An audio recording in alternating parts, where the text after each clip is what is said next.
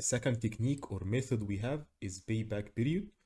And payback period refers to the period which is a project will take to pay back the initial investment. This method is commonly used to evaluate energy management projects. And let's have an example to explain the concept. Let's assume you would like to install a solar panel for your house and it would cost you 5,000 US dollar. But in return, it will save you 100 US dollar out of your energy monthly bill. This means the payback of your initial investment would be approximately 4 years starting from the installation day. This 4 years is called payback period, and this is the criteria which you can evaluate project desirability based on. Of course, the longer payback period is the less desirable the investment would be. And to compare between two projects, then the one with shorter payback period will be more desirable to go for. Because who wouldn't like to get their money back as early as possible? The simplicity of this approach made it very common to be used not only by professionals but also by average home and small business owners to calculate the return on improvements they may make to their homes or small business. So, where is the problem with this approach then?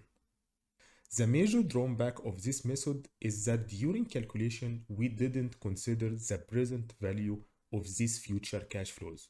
We simply took the 5,000, the initial investment, divided by 100, and it gave us 50 months, and this was our payback period. In other words, the 100 you will get after 1 year from now would worth less than the 100 nowadays. Same the second and third and fourth and so on until the end of payback period. So payback doesn't take into consideration the time value of money. Also, payback doesn't care about what will happen after the payback period ends. So here we have our investment for 50 months. We will get 100 savings out of our energy bill. Very good. But what would happen after this 50 months, which is known as the overall profitability? In simple projects, it's okay not to pay attention and just to be satisfied with getting your money back after 4 years, and any extra profits after this 4 years would be an extra or would be much welcome.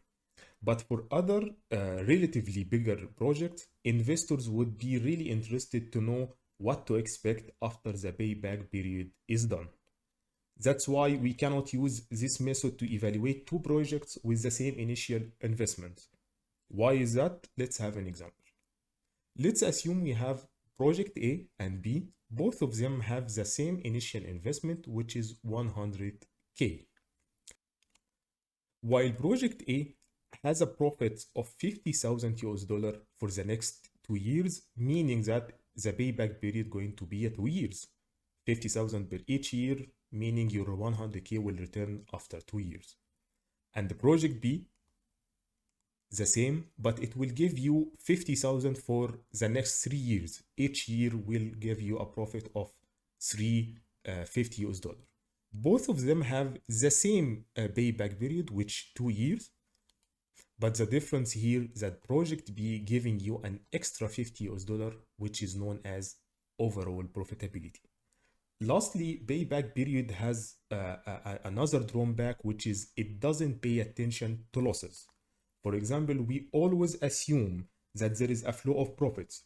In our example, we always assume that you will get 100 US dollar savings out of energy bills. We didn't consider at all having zero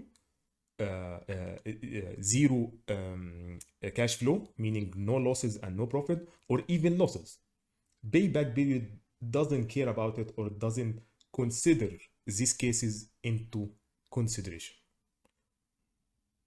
Discounted payback period is, you can say, a subcategory of payback period because, as we have seen, one of the disadvantages of payback period that it doesn't take into consideration the time value of money.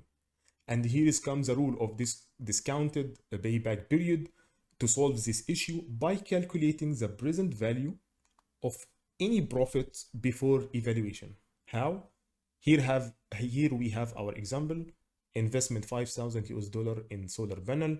Each month we will have our 100 saving, but before dividing it, we will reduce or we will discount each of this 100 US dollar to the present value using the net present value formula. So each 100 US dollar will reduce it using a specific discount rate. Then after finishing all the profits, these are the new value, the present values of this future 100 US dollar. These are the values that we are going to use for our calculations, which, as I'm sure that you know it by now, all of them going to be less than 100 US dollar, and it has descending pattern the more we go in the future. So here we can say that net present value, if we combined net present value with payback value, giving us net present value payback period method.